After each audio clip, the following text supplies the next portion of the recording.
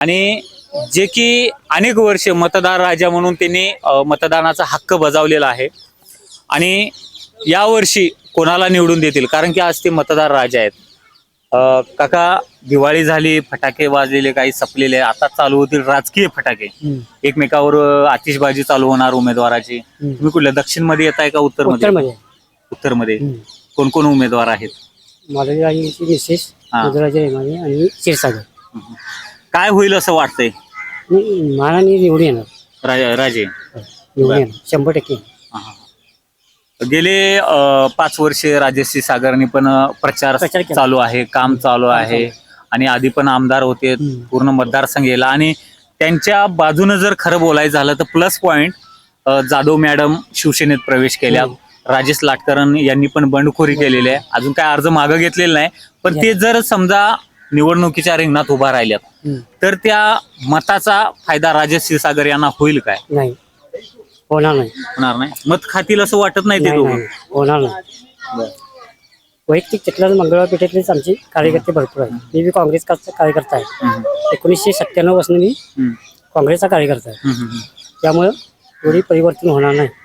काका, सर्वसामान्यांच्या मनामध्ये एक प्रश्न असते की पूर्ण महाराष्ट्र बदललं, बरेचसे रस्ते झाले, परंतु कोल्हापूरचे रस्ते काय अजून बदललेले नाही. कारण परीख पुलाच्या ठिकाणी बघतो थोडं पाऊस जरी पडलं की ते रस्ता दिसत नाही, परत खड्डे आहेत कोल्हापुरात.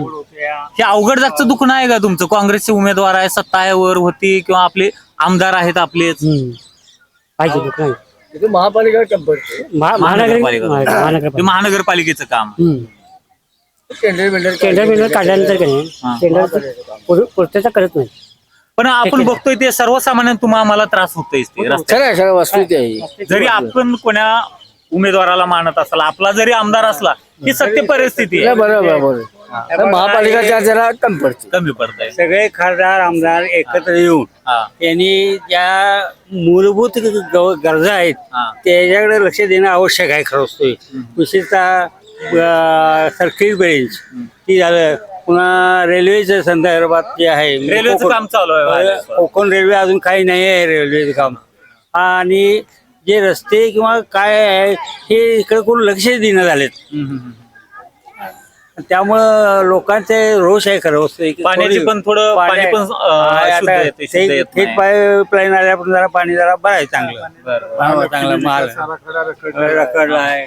किती वर्ष झालं चाललेलं आहे महालक्ष्मी विकास आराखडा सुद्धा हे झालेलं नाही. तो व्हायला पाहिजे होता आतापर्यंत. आता काही पर्यटक आलेले ते म्हणतात की कोल्हापूर खूप चांगलं आहे, वातावरण चांगलं आहे, सगळं चांगलं आहे, परंतु इथले रस्ते बरोबर नाहीत कारण त्रास होतोय.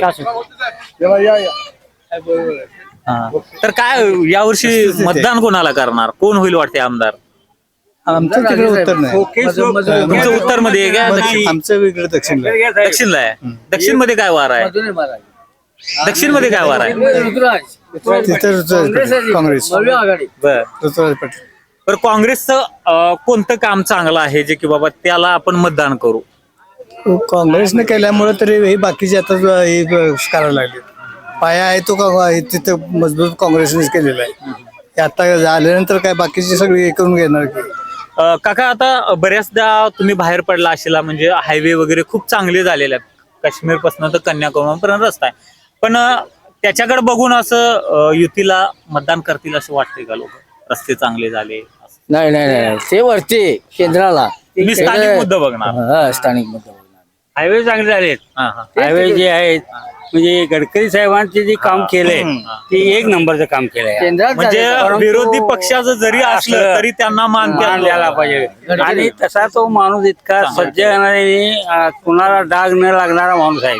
कुणावर टीका नाही, काही नाही. बरोबर, काम चांगलं आहे. नाही, सगळ्यात म्हणजे पंतप्रधानाच्या लायकीचा माणूस तो आहे एकटाच. काका, सध्या चर्चेतील मुद्दा म्हणजे मुख्यमंत्र्याच्या भगिनी खूपच खुश दिसतात कारण दिवाळी जोरात झाली, कारण पैसे मिळाले काय होणार, इकडे कमी करायचे, इकडे टॅक्स किती वाढलाय बघा, दर किती वाढले, महागाई किती वाढले झाले. वाटतंय का इलेक्शन झालं की निकाल लागले की ती योजना बंद पण. तर हे बुजुर्ग आहेत जे की खऱ्या अर्थाने मतदार राजा म्हणून बघू शकतो, अनुभव भरपूर आहे त्यांचा. तर व्हिडिओच्या माध्यमातून त्यांच्या भावना घेतलेल्या आहेत. आपल्यासोबत बरेचसे इन्फ्लुएन्सर पण येणार आहेत. ऋषी आहेत जे की कोल्हापूरकर ऋषी या नावानं पेज आहे त्यांचं. आणि बऱ्याचदा त्यांनी कोल्हापुरातील रस्त्याबद्दल अनेक असे व्हिडिओज बनवले आणि काही रस्ते त्यांच्यामुळे लोकप्रतिनिधीपर्यंत व्हिडिओ गेलेला आणि त्यांच्यावर ते ऍक्शन झालेले, म्हणजे रस्ते चांगले गेलेले आहे, डागडुजी केलेले आहे. काय सांगाल तुम्ही? असं काय नाही, सोडा ते करायलाच पाहिजे होतं आणि ते केलं नाही, दुर्दैव म्हणायचं कोल्हापूरचं. सगळ्यात बेकार गोष्ट काय माहिती आहे का, आता हे वयस्कर लोक म्हटलीत की येणार तर निवडून काँग्रेस. बरोबर. म्हणजे कोल्हापूरचं दुर्दैव एवढंच आहे की जे केंद्रात काय त्याच्या विरोधात कोल्हापुरात. पण कोल्हापूरचे जे म्हणतात ना, पण विकास नाही दिसत ना. मग तेच सांगालोय, जे केंद्रात असते त्याच्या विरोधात कोल्हापुरात असते. वर काँग्रेस निवडून आलं इथं भाजप येते, वर भाजप आलं इथं काँग्रेस येते. मग कशी डेव्हलपमेंट होणार कोल्हापूरची? तर कोल्हापूरच्या रस्त्यामुळे हे आता तुम्ही पर्यटकांचा वगैरे बाईट घेतला असेल मागापासून, ते सांगत असतील की भयानक त्रास व्हायला लागला.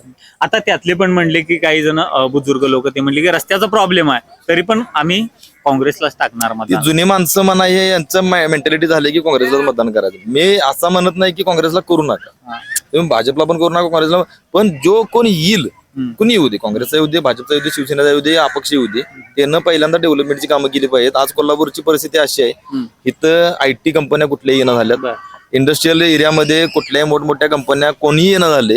ह्या गोष्टीचं कारण काय आहे, तर आपल्या इथं मूलभूत सुविधा नाही आहेत. म्हणजे काय, रस्ता नाही, पाणी नाही, या बऱ्याच गोष्टी आहेत. या गोष्टीकडे जरासं राजकर्त्यांनी लक्ष दिलं पाहिजे. मध्ये भले कोणी येऊ दे, भले तुम्ही उद्या उभारला आणि तुम्ही जर निवडून आला तरी काय प्रॉब्लेम नाही, पण तुम्ही ते काम केलं तर माझं मतदान तुम्हाला, मतदानच नाही, माझा फुल पाठिंबा तुम्हाला. आता बऱ्याच जणांचे बाईट्स घेतले मी, बाहेरच्या लोकांचं पण म्हणणं होतं की कोल्हापुरातील रस्ते चांगले नाही आहेत. कोणता भाग आहे की तिथं रस्ते चांगले नाहीत आणि कोणता परिसर आहे की तिथं रस्ते चांगले आहेत? कुठला चांगला आहे सांगा जरा, तुमच्या भागातला, बावड्यातला कुठला चांगला आहे? एक सुद्धा चांगला राहिलेला नाही. जरी आता रस्ता असा गुळगुळीत दिसत असला तरी थोड्या अंतरावर गेल्यावर एवढा मोठा खड्डा असतोय की माणूस बाबा त्या लेवलनं गाडी पळवायला जातोय आणि दणकीनं आदवतोय गाडी. पण तुमच्याच भागातले नेते जे की खूप मोठे आहेत काँग्रेसचे, माननीय बंटी पाटील साहेब, आता ऋतुराज पाटील साहेब पण निवडणुकीला दक्षिण मधनं आहेत. त्यांच्या मतदारसंघात तुमचा तसा उत्तर मतदारसंघ येतोय, परंतु ते नेते आहेत त्या भागात तरी परिसरात रस्ते चांगले असतील.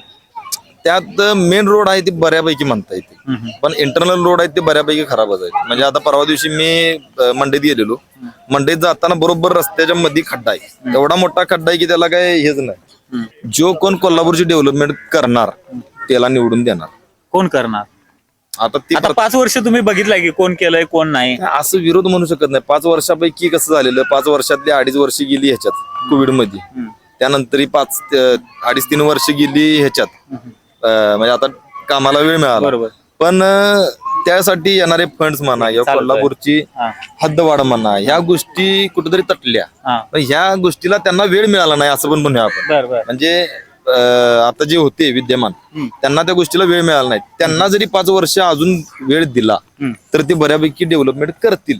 पण त्यांची मानसिक स्थिती तशी असली पाहिजे, कारण मनाची तयारी असेल, मला डेव्हलपमेंट करायची करणार, नसेल तर मग काय अदर ऑप्शन आहेतच. मग जो डेव्हलपमेंटच्या विषयाबद्दल मुद्द्याबद्दल बोलतोय, आता कोल्हापुरात काय परिस्थिती आहे माहिती आहे काय, हे आमचे साहेब, तो आमचा दादा, आणखी बडीव, म्हणजे हे नको आहे. हे ह्याच्यापेक्षा ह्या माणसाने हे काम केलंय, ह्यासाठी मी याला निवडून द्यालोय. नाही, ह्या माणसाने हे आश्वासन ठामपणे दिले की मी निवडून आल्यावर हे काम करणार, म्हणून मी त्या माणसाला निवडून द्यायला लागलोय. अशा पद्धतीची मानसिकता सर्वसामान्य जनतेची आणि मतदार राजे जे असेल, डेफिनेटली कोल्हापूरचा विकास कुठेतरी होण्याच्या मार्गावर दिसून येईल.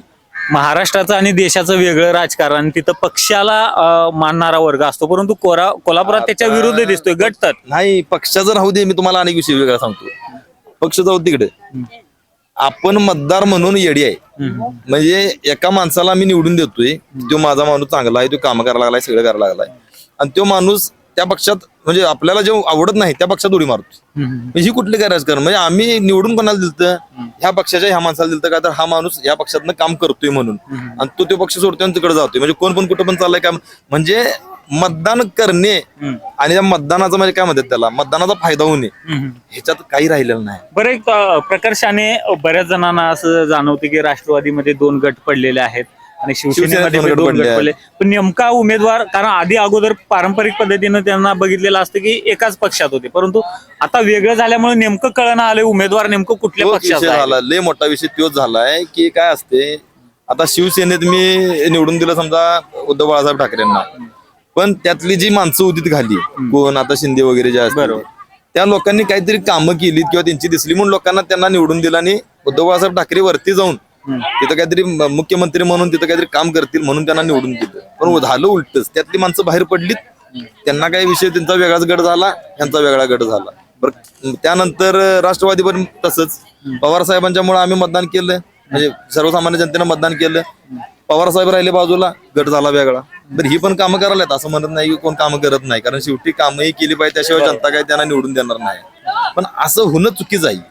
ह्याच्यामुळे काय होते, दोन गटात पुढे झाली, दोन कार्यकर्त्यांच्यात पुढे झाली आणि त्यामुळं मतदान फुटल्यामुळं आपापल्या एरियामध्ये डेव्हलपमेंटची कमतरता होते. कारण पूर्वी काय असते, एक संघ असणं आणि वेगवेगळं काम करणं ह्यात लय फरक पडतो, ताकद लागत नाही त्याची. तर नक्कीच आपण रंकाळ्यावर आलेला आहे, वेगवेगळ्या जनसामान्यांची प्रतिक्रिया घेत आहे, काही इन्फ्लुएन्सर पण आहेत, काही पत्रकार पण आहेत. तर जनसामान्यांची मत घेतलेलं आहे, तर कोणाची बाजू कोणासंघ असेल ते आपल्याला इलेक्शनच्या मतदानानंतरच कळेल. पण त्याच्या अगोदर जनसामान्यांच्या भावना काय आहेत ते या व्हिडिओच्या माध्यमातून तुम्हाला बघायला नवीन असेल तर चॅनलला सबस्क्राईब करा. धन्यवाद.